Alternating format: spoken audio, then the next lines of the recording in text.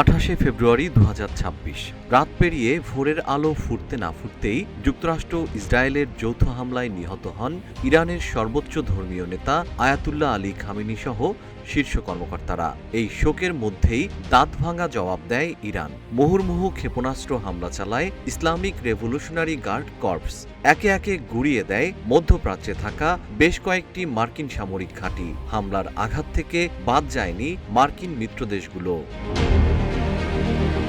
ইরানের মিসাইলের এমন তাণ্ডব দেখে চমকে গেছেন খোদ মার্কিন প্রেসিডেন্ট ডোনাল্ড ট্রাম্পও। ভয়ে বাংকারে লুকিয়ে পড়েন ইসরায়েলের প্রধানমন্ত্রী নেতানিয়াহু। এমন পরিস্থিতিতে যুক্তরাষ্ট্র ইসরায়েলের পাশে এসে দাঁড়ায় বিশ্বের অনেক ক্ষমতাধর দেশ।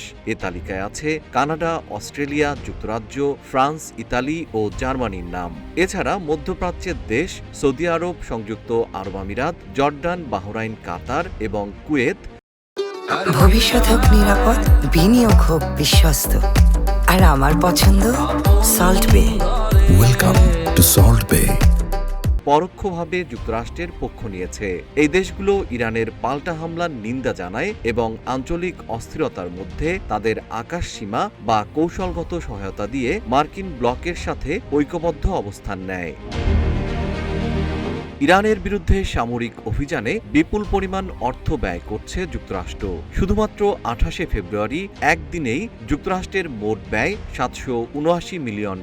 প্রশ্ন হচ্ছে, বিপুল অর্থ, অত্যাধুনিক অস্ত্র, অর্থনৈতিক নিষেধাজ্ঞা আর চীন, রাশিয়া ছাড়া বিশ্বের প্রায় সব ক্ষমতাধর দেশ মিলেও কেন দমাতে পারছে না ইরানকে? আন্তর্জাতিক বিশ্লেষকদের মতে ইরানের এই অনমনীয় অবস্থানের পেছনে কাজ করছে তাদের কৌশলগত কিছু শক্তি। দশকের পর দশক ধরে কঠোর নিষেধাজ্ঞার মুখে থেকেও ইরান তার দেশীয় প্রযুক্তি ব্যবহার করে শক্তিশালী ব্যালিস্টিক ক্ষেপণাস্ত্র এবং অত্যাধুনিক ড্রোন বাহিনী গড়ে তুলেছে। এই সামরিক সক্ষমতা শত্রুর বিরুদ্ধে টিকিয়ে রাখছে ইরানকে। মধ্যপ্রাচ্যের বিভিন্ন দেশ, লেবানন, ইয়েমেন, ইরাক এবং সিরিয়ায় ইরানের শক্তিশালী প্রক্সি নেটওয়ার্ক যেমন হিজবুল্লাহ, হুথি ইত্যাদি রয়েছে।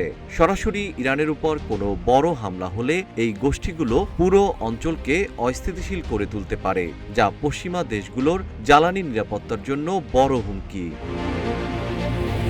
বিশ্বের মোট খনিজ তেলের একটি বিশাল অংশ হরমুজ প্রণালী দিয়ে পরিবাহিত হয়।